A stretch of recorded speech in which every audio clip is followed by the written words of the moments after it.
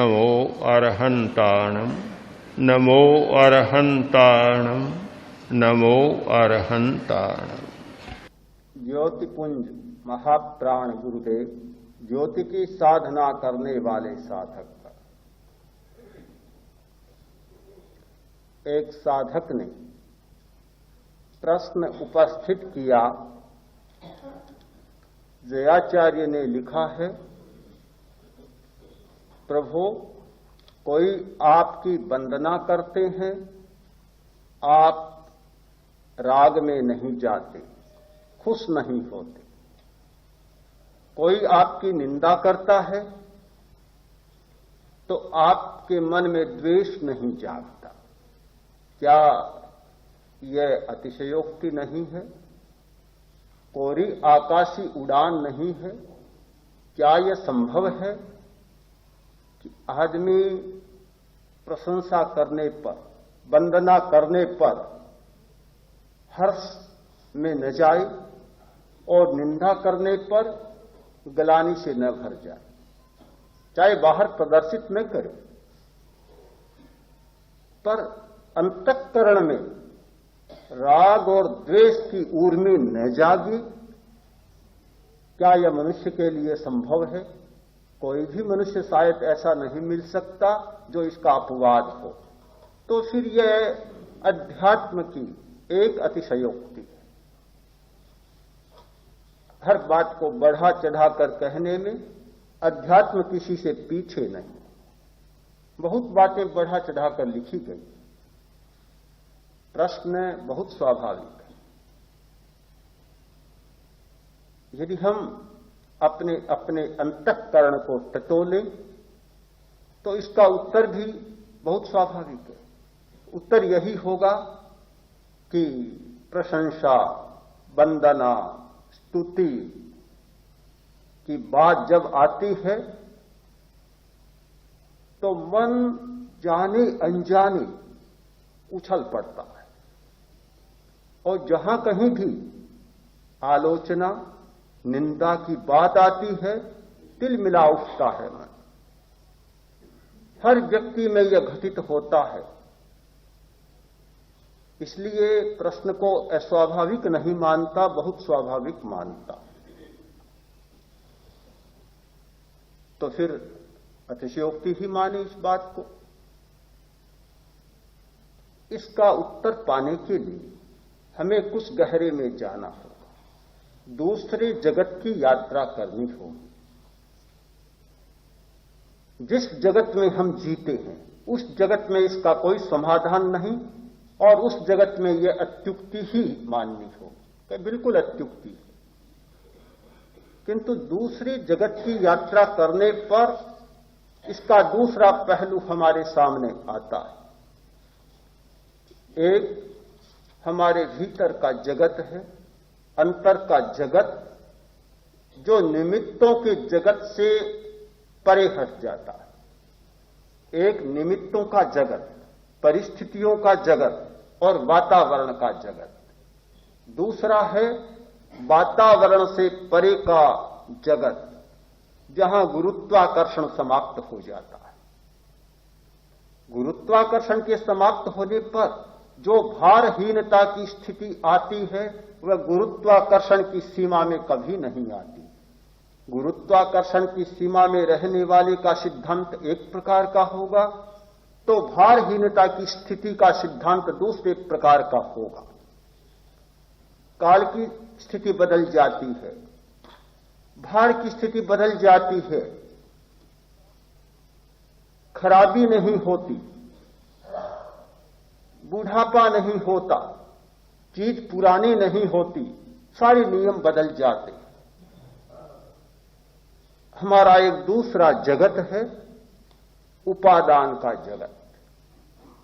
जिस जगत पर हमने अभी जीवन जिया नहीं है और जीना जानते नहीं है। जयाचार्य ने जो लिखा है वह दूसरे जगत का अनुभव लिखा है। भला वह हमारे जगत के लोगों की कैसे समझ में आ सकता है? उनको तो अत्युक्ति ही लगेगी। उनको तो यही लगेगा कि गप्प मार दी, सच्चाई नहीं है। बिल्कुल उनका सोचना भी गलत नहीं है, क्योंकि उनका यही अनुभव है, जिसका जैसा अनुभव होता है वह उसी सीमा में सोच सकता है, उससे परे उसे सोचने का अधिकार भी प्राप्त नहीं होता। अपना अपना एक अलग क्षेत्र होता है। अध्यापक ने विद्यार्थी को गणित का हिसाब दिया, एक बार ठीक किया, गलत निकला। दूसरी बार उसने फिर ठीक किया, गलत निकला। 4 बार ठीक किया, 4 बार ही गलत निकला। 5वीं बार फिर उसने ठीक किया, लाया। अध्यापक ने कहा काफी ठीक तो हो गया, पर अभी भी 25 पैसों का इसमें एक गोल निकलता है। 25 पैसों का हिसाब त्रुटिपूर्ण है।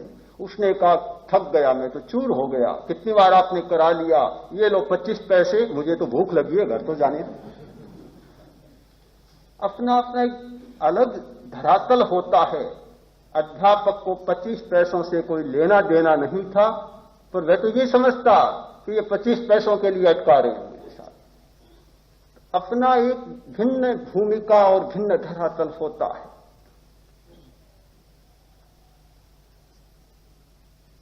वंदना होने पर खुशी नहीं होती और निंदा पर नाराजगी नहीं होती। ये कब संभव है? हम निमित्तों से परे हटकर और उपादान का परिष्कार कर लें। राग और द्वेष ये कोई मूल दोष नहीं है, मूल नहीं है। मूल दोष है मोह, मूर्छा, जड़ है मूर्छा। जब तक मूर्छा विद्यमान है, मोह विद्यमान है, तब तक राग और द्वेष होता रहेगा, फजीतियां जन्म लेती रहेगी। जब तक मियां बीवी दोनों विद्यमान होती ही रहेंगी। जब तक मूर्छा नहीं टूटती है, कभी राग कभी द्वेष चलता ही रहेगा। ये चक्का कभी बंद होने वाला नहीं है, क्योंकि भीतर में तो आग सुलग रही है। अंतर की आग सुलग रही है तो ये ताप तो आता ही रहेगा, कभी रुकेगा नहीं। जयाचार्य ने लिखा है, वह उस दुनिया में प्रवेश करके लिखा है, उपादान की दुनिया को सामने रखकर लिखा है, प्रभु आपने दावानल को समाप्त कर दिया, दावानल को बुझा दिया। जब दावानल ही बुझ गया, आग ही बुझ गई, तो फिर चाहे वंदना हो और चाहे निंदा हो, कुछ भी नहीं होगा। सब भीतर से आता है, भीतर ही सूख गया, तो फिर तो बाहर से कुछ भी आए कोई पता ही नहीं होगा। हमारी 2 दृष्टियां होती हैं, एक निमित्तों को मिटाने की दृष्टि, परिस्थिति को बदलने की दृष्टि, और दूसरी उपादान के परिष्कार की दृष्टि। हर क्षेत्र में दोनों दृष्टियां मिलती है। चिकित्सा के क्षेत्र में दोनों दृष्टियां हैं। रोग होता है, दबा दो। कुछ लोग सोचते हैं दबाने से क्या होगा, फिर उभर आएगा, समाप्त कर दो। माना जाता है एलोपैथी की पद्धति रोग को दबाने की पद्धति है। इतनी तेज दवा दी जाए कि बीमारी एकदम दब जाए।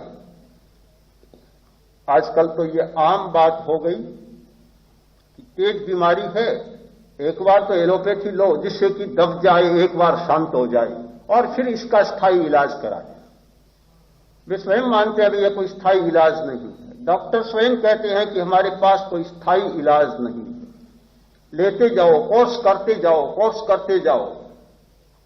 डिसेंटरी है, क्रॉनिक डिसेंटरी है, डॉक्टर स्वयं कहता है कि कोर्स लो और एक बार ठीक हो जाएगी। फिर 5-4 महीने के बाद जब फिर सताने लगे, फिर एक बार कोर्स पूरा कर लेना। यह क्रम चालू ही रहेगा, कब तक जीवोगे तब तक, जीवन भर चालू रहेगा। तो एक दृष्टिकोण है रोग को दबाने का, शांत रखने का। शांत रखते जाओ, खाते पीते जाओ, और जब सताने लगे तो फिर दवा ले लेना। दूसरा दृष्टिकोण है कि जड़ मूल से बीमारी को समाप्त कर दिया जाए। राजनीति के क्षेत्र में भी दोनों दृष्टियां मिलती है। पुराने इतिहास में मिलता है कि कुछ राजे ऐसे थे जो शत्रु को दबा देते थे, और कुछ ऐसे थे, चाणक्य ने जैसा लिखा कि छोटे से अंकुर को भी उखाड़ फेंको, जहां भी मालूम पड़े कि शत्रु है उखाड़ फेंको, बढ़ने के बाद बहुत भारी पड़ जाएगा। दोनों प्रकार की दृष्टियां रही है। कुछ लोग दबाते रहते हैं, अगर यह स्थिति नहीं होती तो पृथ्वीराज परास्त नहीं होता और हिंदुस्तान पराधीन नहीं होता। इधर तो आक्रमण हो रहा है और उधर वह इस प्रयत्न में लगा है कि शत्रुओं को शांत करो, और अपने विलास में लगा है, ध्यान ही नहीं देता वास्तविकता पर। दूसरी ओर दूसरी दृष्टि भी मिलती है, तो राजनीति के क्षेत्र में भी दोनों दृष्टियां मिलती हैं। अध्यात्म के क्षेत्र में भी ये दोनों दृष्टियां हैं, दबाने की और समाप्त करने की, और एक सीमा तक आवश्यक भी होती। आवश्यक है, एक तेज बीमारी आ गई, इतनी तेज, यदि तत्काल उसका उपाय नहीं किया जाए तो संभव है प्राणांत ही हो जाए। उस समय कोई सोचे कि स्थायी इलाज करें। स्थायी इलाज किसका होगा? स्थायी रहेगा ही नहीं, होगा किसका इलाज? एक बार दबाना भी अनावश्यक नहीं होता, शांत करना भी अनावश्यक नहीं होता, मुंह बंद करना भी शत्रु का अनावश्यक नहीं होता, किंतु उसके पीछे वह दृष्टि बराबर यदि हमारी रहे कि बीमारी को जड़ से उखाड़ फेंकना है, अगर वह दृष्टि गौण हो जाए तो यह दृष्टि खतरनाक भी बन जाए।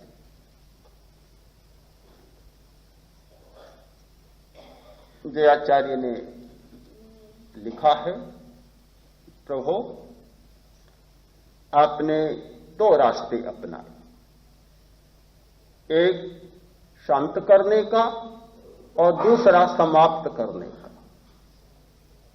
समाप्त करने का, राग द्वेष जब जब उभरे आप शांत करते चले गए, किंतु दूसरा रास्ता था समाप्त करने का, मोह को उखाड़ फेंकने का। ये दो रास्ते होते हैं। आपने पहले तो रास्ता अपनाया एक सीमा तक, किंतु बाद में जब दो रास्ते साफ हो गए तो आपने वह रास्ता लिया जो समाप्त करने का रास्ता है।